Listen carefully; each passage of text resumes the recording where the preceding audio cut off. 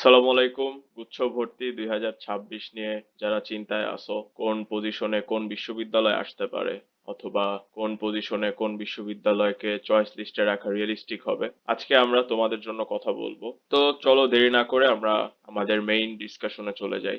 So এই category ইউনিভার্সিটিতে B ইউনিটে যেটা আমরা দেখতে পাচ্ছি আছে হচ্ছে ইসলামিক ইউনিভার্সিটি, জাতীয় কবি কাজী নজরুল বেগম রোকেয়া ইউনিভার্সিটি অফ বরিশাল, তারপর হচ্ছে মাওলানা ভাসানী বিজ্ঞান প্রযুক্তি, যশোর বিজ্ঞান প্রযুক্তি, গোপালগঞ্জ বিজ্ঞান প্রযুক্তি। সো বি ইউনিটে যাদের মেরিট থাকবে হচ্ছে 1 থেকে 1500-র মধ্যে, তোমরা এই ক্যাটাগরি ইউনিভার্সিটি গুলোতে অ্যাপ্লাই করবা। ইনশাল্লাহ এখান থেকে তোমরা সাবজেক্ট পাবা কোনো না কোনো ইউনিভার্সিটিতে। তারপর হচ্ছে যাদের মেরিট 1500 থেকে 2500-র মধ্যে, তোমরা বি ক্যাটাগরি গুলোতে ফোকাস থাকবা। চাইলে একটা দুইটা এই ক্যাটাগরি ইউনিভার্সিটি ইনক্লুড করতে পারো যদি সাবজেক্ট চলে আসে, এরকম আর কি।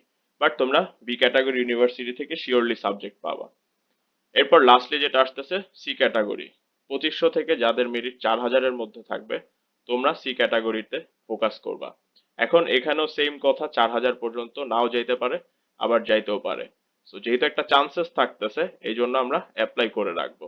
এটাই হচ্ছে সাজেশন। তো আমরা এখানে যদি দেখি বি আর সি ক্যাটাগরিতে কি কি ইউনিভার্সিটি আছে, যেমন বিতে নোয়াখালী বিজ্ঞান প্রযুক্তি, পটুয়াখালী বিজ্ঞান প্রযুক্তি, পাবনা বিজ্ঞান প্রযুক্তি, রাঙামাটি বিজ্ঞান প্রযুক্তি, এই ইউনিভার্সিটি গুলো আছে।